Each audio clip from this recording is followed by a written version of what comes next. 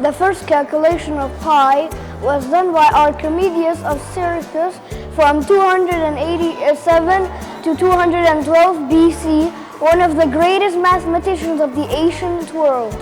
Pi Day is celebrated every year on 14th of March in 1988 by a physicist named Larry Shaw in San Francisco. It's exact and indefinite. It's like pi. You can keep figuring it out and always be right and never be done. Laws like pi, natural, rational, and very important.